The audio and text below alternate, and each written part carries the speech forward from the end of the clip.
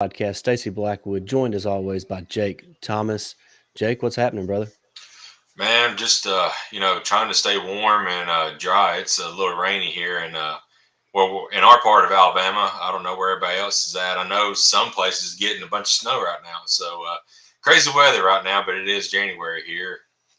So Yeah, yeah, just cold and wet mhm. here today in our neck of the woods. But we're back. We want to bring a quick episode. There's been a lot of moving parts and pieces around Tuscaloosa over the past few days.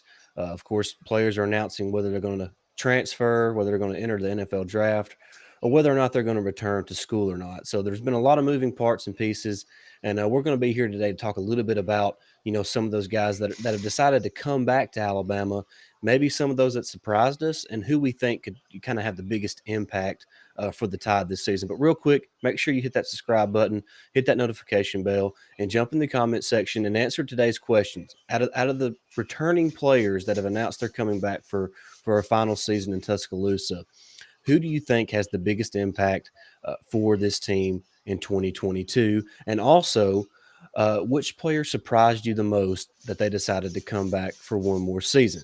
All right, Jake. So that's really what we're going to be diving into today. Let's just start with Jake. Pick a guy that it just really surprised you when you saw that they were going to decide to come back to Alabama. To me, it was Jordan Battle.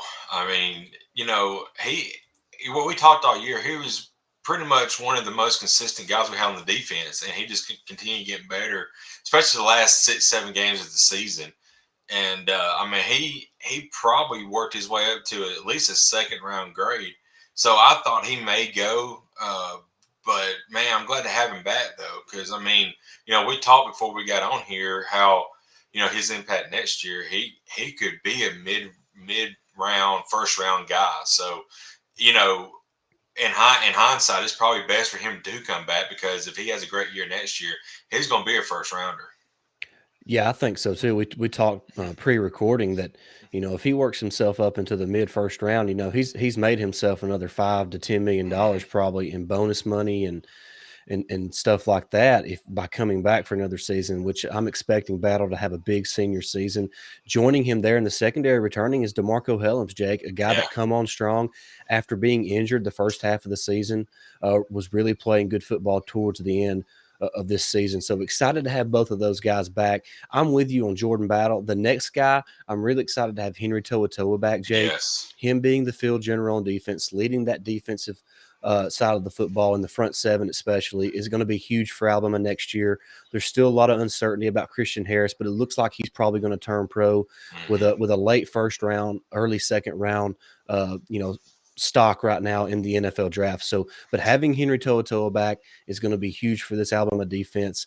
And another guy on defense that's really big, DJ Dale, a guy who's a run stuffing interior defensive lineman with a lot of experience and just a really good football player. So there's a lot of guys coming back that uh, it's just really huge for Alabama moving forward in that defense. And if you think about, all those guys coming back, DeMarco Hellams, Jordan Battle, Henry To'oTo'o, DJ Dale, Byron Young announced he's coming back. Yeah. Justin Aboy will be back. And then you think about the two bookends in Dallas Turner and Will Anderson Jr. And you're like, my goodness, that this 2022 defense, I mean, they ought to be elite. They're going to be a lot of fun to watch. Absolutely. We talked about last season's defense probably could be one of the best ones under Saban since probably the 2016 defense, but this 2022 defense, I mean, especially with the emergence this year of Dallas Turner, we kind of already knew what Will Anderson brought to the Hmm. table, but with his emergence on the opposite side, Will Anderson, and then Henry To'oTo'o to me just got better as the season progressed as well. Right. And a lot of early on, him and Christian were getting out of place a little bit, but they honed it in, and he and To'oTo'o that is became a great, like you said, field general.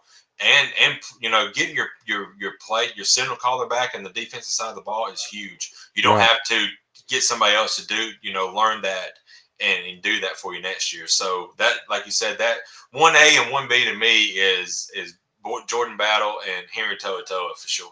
Absolutely, and you look at with Christian Harris most likely moving on to the NFL, that makes Henry To'oTo'o returning that much more important because Right. if you're having to replace both those guys, that would be a massive loss for Alabama because then you're looking at really young players like Deontay Lawson and Demoy Kennedy and because Shane Lee is transferred out, so there would have been a lot of moving pieces there at the middle linebacker position. So with Henry To'oTo'o coming back that's just going to be big for this Alabama defense. So really excited about all those players that are coming back on the defensive side of the ball. Let's move to the offensive side just for a couple minutes. Like I mentioned, this is just going to be a quick little episode to talk about some of these guys that are staying and some that are moving on the offensive side of the ball, Jake, Slade Bolden decides to enter the NFL draft. That's been a hot topic on Twitter and social media over the last couple of days. What is your take on the Slade Bolden decision? If he's got some maybe scouts or his, an agent telling him that maybe his potential is he's already maxed out his potential and where he's at now is where he gets drafted at and where he, is where he's going to be in his career. Fourth, fifth round, maybe. Right. That why do you stay another year if you've already maxed out your potential and don't have a chance to move up? And then looking at that wide receiver room that Alabama brings back, who knows if he's going to be on the field next year? I mean, he was a consistent guy for us at wide receiver, but I think it's best for him just to go ahead and move on because that wide receiver room is deep and loaded for next season. Right, that's kind of how I look at it. I believe that Slade is who he is. I Hmm. mean, he's a round 3 to round 5 top player, Yeah, whether he come back to Alabama or not. So he's really maxed out his potential, like you said, and I'm willing to bet that scouts have told him that the coaching staff has told him that he is who he is. hmm, And so it's really not worth the risk of coming back and possibly, losing some snaps because of younger, more talented players, or taking the chance of being injured there at Alabama. So I'm with you yep, there. I think Slade probably made the best decision because he really is who he is at this point in time. Now, a yep, guy that's coming back that's going to be huge for this offense that not really a lot of people are talking about is tight end Cameron Latou. Of yeah, course, Jaleel Billingsley has moved on. He entered the transfer portal. It seemed like as soon as the final whistle blew in the national championship game, he was in the portal. But yep, Cameron Latou has announced he's coming back. He was the most consistent out of the two players, so it's great to have him back, and it's a chance for him and Bryce Young to work together for another offseason and to get better. And we saw when Latou was playing well, the Alabama offense was playing better. So Latou is going to be an integral part for this offense in 2022. So I think him coming back is going to be huge for Bryce Young in this offense. yeah. And a big thing about Latu returning is since JMO and Mechie have both declared, Right. he's the next guy who has the most receptions on the team, and he's only got like I think they said like 200 or in his No, career no, or he maybe don't less have than near that. that. Yeah, he Yeah, don't have no. he may have it's less than that. So I mean, just having his experience and having somebody kind of like a security blanket per se, because yeah, we are going to have a lot of inexperienced wide receivers. They're going to be good and they're going to be great and they're going to be talented. You just got to get them going and get some experience under their belt. So having the two back will help in that regard. That on a big third down play, Bryce Young knows he has somebody who can make a play for him. Yeah, like you mentioned, Latou is Alabama's returning leading receiver for next year, and he only has 26 career receptions for Oh 410 wow, yards, but he does have 8 yeah, touchdowns. Of course, you got to remember this is really his first year seeing the field on the offensive side of the ball because he come to Alabama as a defensive player, so that's kind of understandable. But yeah, there's a lot of key pieces, for Bryce Young and his targets that are gone away. Jamison Williams enters the draft. John Mechie enters the draft. Javon Baker hits the portal. Slade Bolden enters the draft. There's a lot of targets that are now gone from Alabama and Bryce Young. So having Latou come back is going to be big, and we'll kind of see how the younger guys develop out wide. We saw them come in the championship game. They had their ups, they had their downs, and but now it's time for those guys to step up. And we'll just kind of see how that plays out during spring practice, which is only about 8 weeks away that's now crazy. before they start spring practice. So No. really looking forward to that. But that's really, unless you have anything just major to add, Jake, that's really going to wrap up, some of the Uh, players we've been talking about that are returning to Alabama. But go ahead.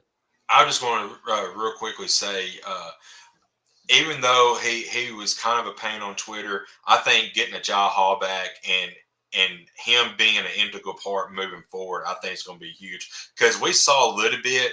I know he missed a couple of big passes, but I mean that kid's oozing with talent, Yep. and he is going to be a playmaker next year and the coming years at Alabama. So I think if we just get his head right, and it looks like he's got his head to where it's now a team focus because he's already said I'm coming back.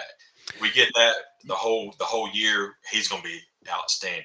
Yeah, I think a Jai Hall grew up in between the time that Jamison Williams went down with the injury and the end of that national championship game. I think he grew up right before our Yeah, eyes as far as maturity level, playing experience, and I think you're going to see a different type of a Jai Hall next season. And like I said, that starts in spring practice. So we're yep, gonna we're gonna find out a lot about these young players in spring practice. And don't forget, we have a lot of young, talented freshmen that are coming in as well.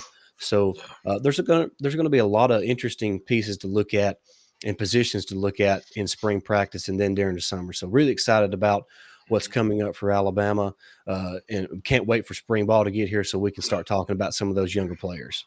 Absolutely, man. It's it was kind of a bummer, losing the championship game, but there's still a lot to look forward to in the future because Saban, of course, is still there, and all this talent coming in. We're gonna be fine, and the sky's not falling, so we're That's we're right. we're fine. We're good. That's right. All right, that's going to do it for today's episode. Really appreciate everybody tuning in. Make sure you hit that subscribe button, hit the thumbs up, and hit that notification bell so you don't miss a single episode of the Tide Talk podcast. For Stacey Blackwood and Jake Thomas,